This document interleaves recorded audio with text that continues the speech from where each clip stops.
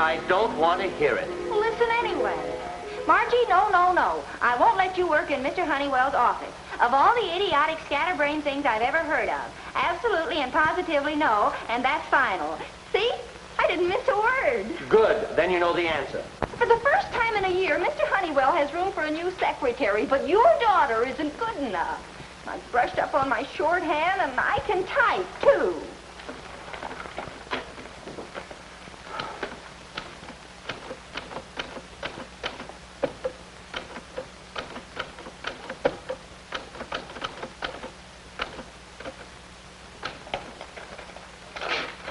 Here, have a look at that.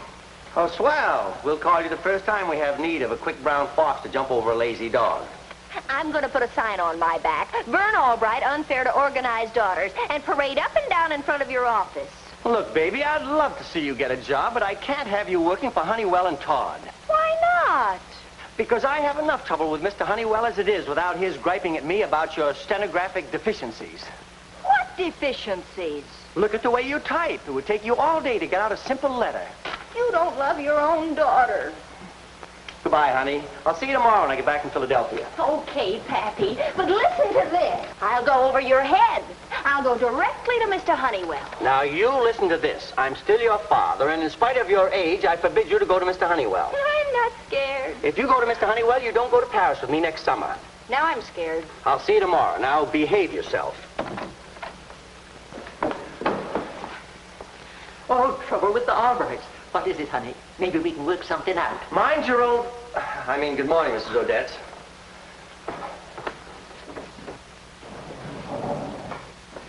Tell me, honey, what's he told you not to do that you're going to do anyway? He says if I go to Mr. Honeywell for a job, he won't take me to Paris next year. Oh, well, that's different. I don't blame you if you wanted to go to Paris. That's where I met the first great love of my life.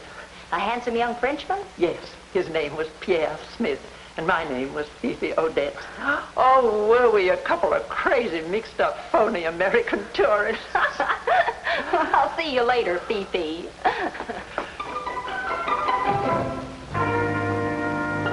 Carlton Arms, 14B. Just a moment, please. Oh, hello, Miss Albright. How do you know my name? I just arrived in town this morning, and I don't recollect ever meeting you down home in Memphis. Memphis?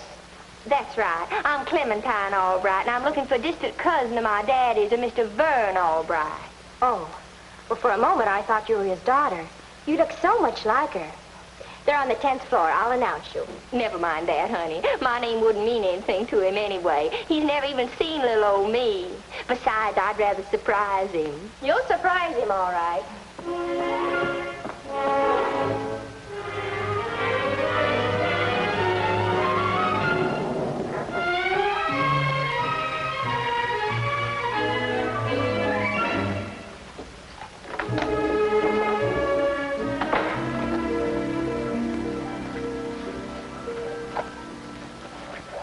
You almost fooled me for a second. What's the caper? I beg your pardon, ma'am?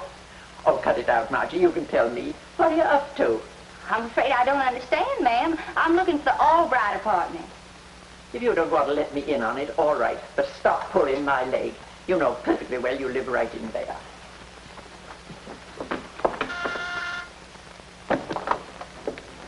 Yes? Pardon me, I'm looking for Mr. Vern Albright. Oh, dear. Only 83 and I popped my cork. Don't mind her. I don't understand half the things she... Hey, maybe I should join Mrs. Odette's. Do I look familiar to you? Goodness. Are you a relation to Uncle Vern, too? Uncle Vern. He's my father. Who are you? I'm Clementine Albright. My part of the family's kind of far removed. Lost contact and all that, but a long-lost cousin. I'm Margie Clementine. Come on in. Bill and I were to be married this week, but he's so independent and stubborn, wants everything his way. Anyway, we had a big argument, and here I am. I'm going to be independent, too. I don't need any man to support me. You're an Albright, sure enough. Dad's in Philadelphia till tomorrow, Clementine. What did you want him to do for you? I thought maybe Uncle Vern could help me get a job. I don't like to ask favors, but Don't be silly. Your Uncle Vern's a wonderful guy. What kind of a job are you looking for? Well, I'd like to be a girl executive, but I'll settle for just plain old typing and shorthand. Hey, you may not have to wait for my father. His boss, Mr. Honeywell, needs a secretary right now. And Dad didn't say I couldn't go to Mr. Honeywell for my cousin. I don't understand. Don't bother. It's a long Albright story. I may have to resort to dramatic sobbing and tears, but I'll get the job for you. You're an Albright, sure enough.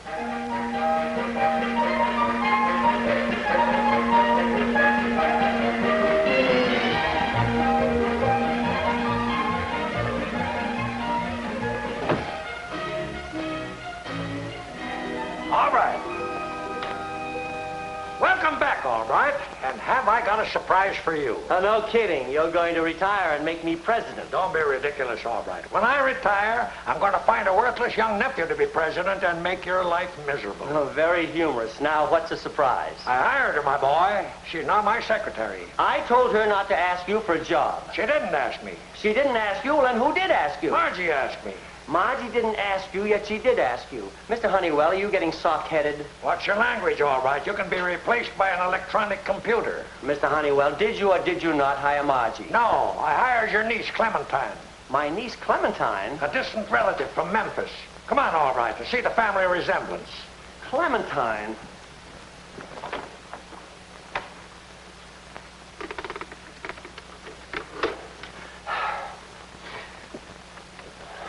Mr. Honeywell, you've been taken. What are you talking about? You said family resemblance. Have you ever seen such a strong family resemblance? Do you think that's Margie? I told Margie she couldn't work here for many different reasons, among which she wasn't ready. And now she digs up this phony masquerade to prove that she's capable. I should have known. You can tell those glasses she's wearing are nothing but plain window glass. And that blonde hair's nothing but a wig. All right, I just wanted to make sure you were on your toes. She didn't fool me for 1 second. I'm sure she didn't. Now, what are you going to do with a girl like that? I know what I'm going to do. I'm going to get her out of this office before she ruins something her father didn't manage to ruin. Now, hold it.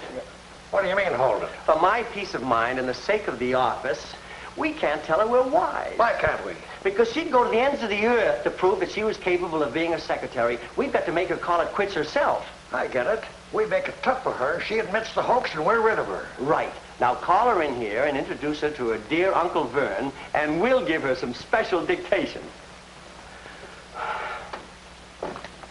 It's all right. Would you come in for a minute and bring your notebook? Clementine, I want you to meet your Uncle Vern. Uncle Vern. Hello, Clementine. I want you to know how happy I am to have you with us. Oh, thanks, Uncle Vern. Oh, you and Mr. Honeywell are so nice. And my cousin Margie. She's a peach. Sit down, Clementine. In just a second, we'll give you a little dictation. But first, tell me about the folks down in Memphis. Frankly, I wasn't aware that I had any relatives down south. Well, I'm Harry Albright's daughter. He's your 5th cousin, once removed. Dad said he visited your folks once when you were kids. Harry? Oh, yes, of course, Harry. I remember as if it were yesterday. Well, we'll chat about our relatives later, but right now, Mr. Honeywell and I want to give you a little dictation. Just one of our routine letters. I'm ready. Mr. Ed Whitlock, 1342 Jerome Street, Philadelphia, Zone 40, Pennsylvania. Dear Ed, regarding the Sloan account, be advised that we are no longer interested. And furthermore, cancel the Apperson deal immediately. We will advise you regarding the Pierpont investments as soon as possible. Signed, Vernon Albright for Honeywell and Todd.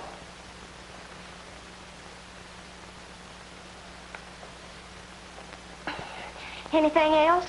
No, Clementine. I think that will do the trick. Miss Albright, get that off right away. Type it immediately, huh? Yes. I must say you gentlemen dictate faster than anybody I ever heard before.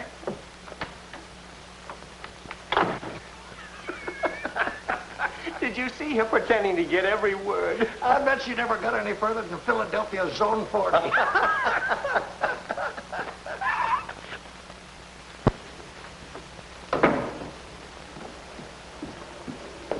You've got to give her credit, Mr. Honeywell. That's a pretty good disguise.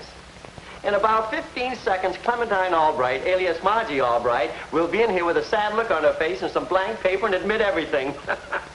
Oh, Uncle Vern, you and Mr. Honeywell are so nice. And Cousin Margie's a peach. I'm a little rusty, but I think I got all of it. Every single word, just as we dictated it. Every word all right? Yes, and no misspelling.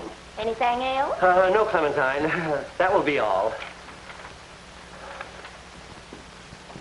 How did she do it? I don't know. How can a girl type that fast when only yesterday she couldn't type at all? All right, so she boned up enough to take a letter. But I still don't want little Miss Mix-Up meddling in our business. I'm going to get rid of her the way I started to in the first place. Now, Mr. Honeywell, wait. Wait, my Aunt Catherine. All right, let the girl make a sap out of you. She didn't make a sap out of me. I guess she did at that. What's your idea? Well, we can let her think she's getting away with it. Then tonight, when she comes home from work, we'll be waiting there. I see. We'll needle her until she breaks down. Right. Nobody can make a sap out of George Honeywell. It's going to do me good to watch her squirm. We'll show her. When I'm behaving and my father thinks I'm not, I've got a right to get even.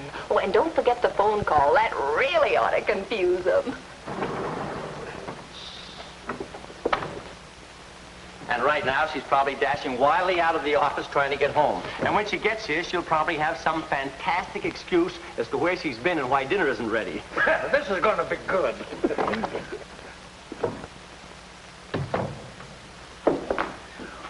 Oh, I just love to watch this. I'll give you a full report. Sit down, Mr. Honeywell. Here she comes now. Running just like you said. Oh, Dad. Sorry I'm late. Hi, Mr. Honeywell. What are you looking at me like that for? Just marveling how two girls can look so much alike. You and Clementine, I mean. Oh, then you've met her. Isn't she nice? Yeah, she does sort of resemble me, doesn't she? A little too much, if you ask me. Margie, when are you going to realize that you can't make silly fools out of Mr. Honeywell and me? Oh, I don't know what you're talking about. I'll get it. Hello? You do all the talking. I'm just here for effect. Oh, hi, Clementine. Okay, Clementine, got it. Hotel Lawton. We'll get together as soon as possible. Oh, I'm glad you like your job. Bye. I don't know what's gotten into you two. You sure are acting funny. Well, I better dash down to the delicatessen and get something for dinner. She's even got the phone bluffing for her. Just a minute. Hello, desk. Get me the Hotel Lawton. Right. 2 bits says that she had someone make that call for her just to confuse us. Hello, Hotel Lawton. Do you have a Miss Clementine Albright registered there? Oh, you haven't? Well, thanks anyway. All right, I gotta hand it to you. You sure figured that right. Mr. Honeywell, it's a known fact that the same person can't be in 2 places at the same time, right? I like the sound of this before I hear it. What is it? All right. Tomorrow morning, I'll tell Margie that I'm bringing you home for lunch. You do that lots of times. Well, don't you get it? If we keep Clementine busy at the office right up to the time we leave, how can she be here preparing lunch for us? All right, you're certainly sharp today. We'll teach her not to kid around with us.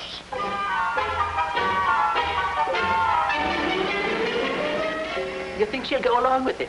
She might lose her job. Don't worry, she's an Albright. No Albright could pass up a wonderful gag like this. An Albright gag almost got me into solitary more than once.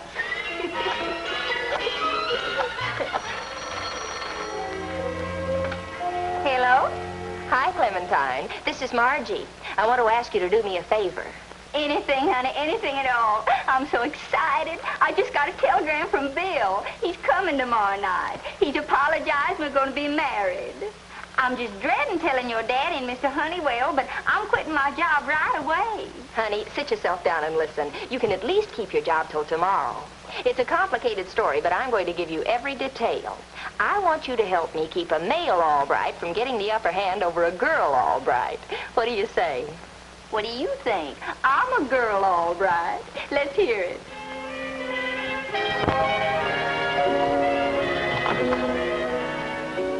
1 minute to 12. Everything set? Yes, the cab is waiting and the driver knows every traffic policeman in town. We'll be there before Clementine can get down in the lobby. It's all right. Yes, Mr. Honeywell? Mr. Albright and I are going over to his place for lunch. Oh, that's nice. Yes, and Margie promised to have it all ready for us the second we arrived. Oh, well, you won't need me, so I'll run out to lunch myself. Clementine, you better finish that filing for me before you go. Yes, Uncle Vern. Bye. Come on.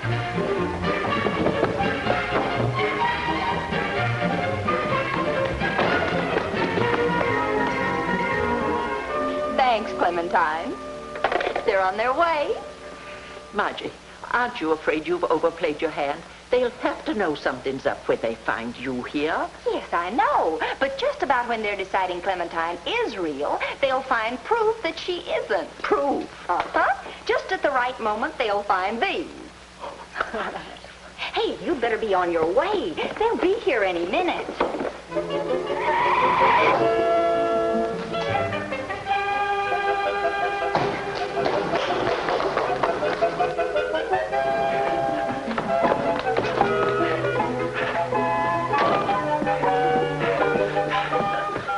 Now, we'll just sit here until she comes in.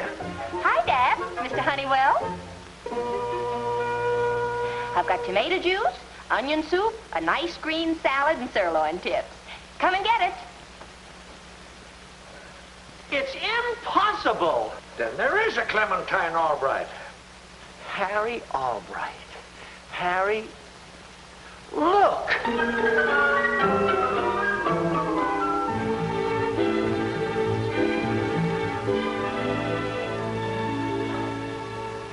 But how did she get here ahead of us? I don't know. I thought that was a post office helicopter that passed us on the way. Mr. Honeywell, this is war. We've got to break her down. I've got it. Come on out on the terrace where it's safe to talk.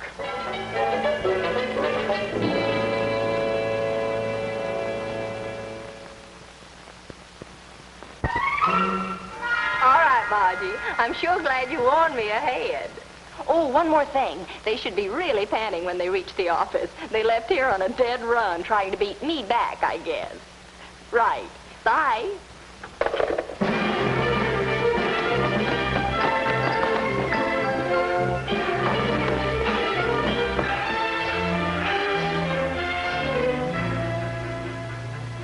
Oh, you're back from lunch already. I finished your filing, Uncle Vern.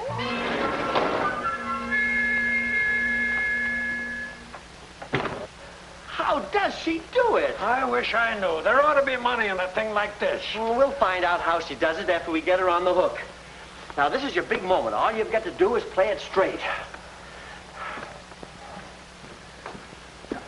This is pretty drastic, Albright. Don't worry. She'll break down and confess everything before you get half started. Or do you want her to have the last laugh? Nobody gets the last laugh on George Honeywell. Let's go. Clementine, may I be the first to congratulate you? Congratulate me? Yes, and as your uncle, I want you to know I mean this sincerely. Blessings, my child. But I don't understand. Tell her, Mr. Honeywell. Clementine, my dear, I know there's a vast difference in our ages, but ever since you walked into my office, I've had it here. Indigestion. No, my dear, love. Love. The kind that starts at the soles of your shoes and works its way right up and pops out of your collar. Ask her, Mr. Honeywell. Ask her the question. Clementine, darling, will you marry me? Oh, Mr. Honeywell, just what I've always dreamed of. Man, a sweet old millionaire, I could be mother and wife, too. I accept.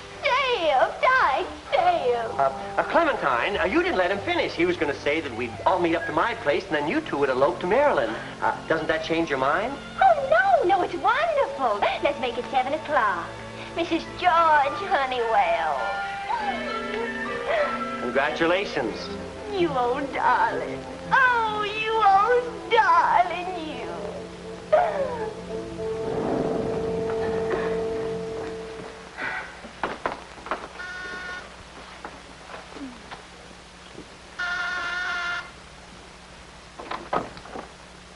Hi, Clementine. Your bill. Hiya, Margie. Come in.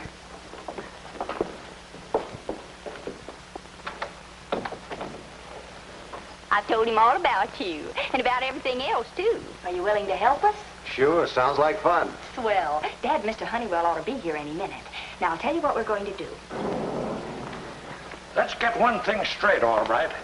If I wind up tonight, as I usually do, with one of your wild schemes... I know. I'm fired. Now, listen, Mr. Honeywell, this is absolutely foolproof. When we walk in there and Margie thinks that you're actually going through with it, come on, I can't wait to see the fun. Oh, Margie, Clementine. George, old darling, I've been on pins and needles waiting for you. Oh, where's Margie, Clementine? Well, she's in her room sort of freshening up for the drive to Maryland. Oh, in her room, Yes, I rather thought she'd be there. Well, I'll go hurry her up. Just imagine little old me is going to be Miss George T. Honeywell. Oh, stop worrying. She's going to make it look good by coming back as Margie. Now, you wait and see.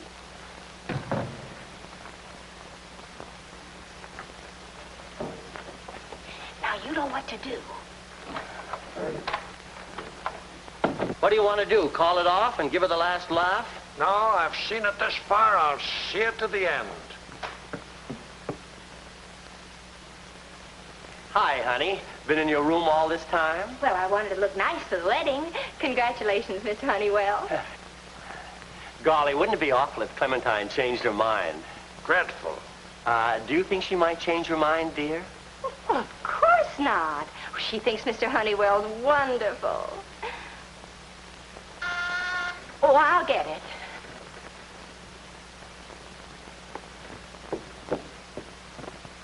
What'd I tell you? She'll play it until we're ready to walk out the door. I'd like to speak with Mr. George Honeywell. Certainly. Come in. This gentleman wants to see you, Mr. Honeywell. Yes, what is it? So I was formerly Clementine Albright's fiancé, but today she told me she was marrying you tonight. I love that little gal more than I can tell. So I'm here to make sure there's no misunderstandings. I'm here to make sure that you'll marry my little Clementine, and I can become a very violent man. Don't look so frightened or you'll give the whole thing away. Can't you see what they've done? They've brought this ham in to make it look like the real thing. Now, I'll show you how to blow them sky high. My friend, Mr. Honeywell, wishes me to assure you that he has every intention of marrying Clementine. Splendid. Then we won't have any bloodshed. Margie, dear. Yes, Dad? Suppose we get Clementine in here so that we can get started off for Maryland. Okay, Dad, I'll go get her. Wait. Yes? We want you to call Clementine. Call her? Yeah, stay right here and call her. Come on, honey, call Clementine. Yeah, why don't you call her, Margie? Oh, well, maybe she's busy. Maybe she changed her mind. Maybe she left. Don't be silly. I'll tell you what. I'll call her. Clementine! Clementine! Coming, Uncle Vern.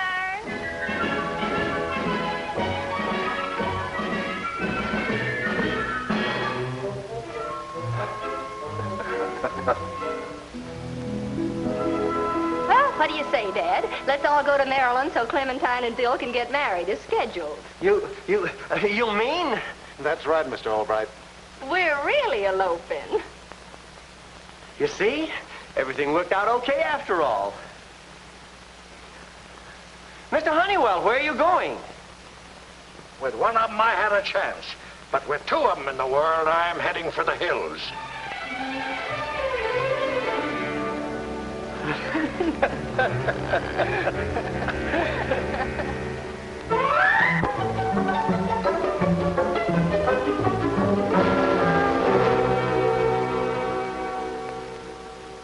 So I made a little mistake. You see? Even when I behave myself. I end up in the soup. Well, that's my little Margie.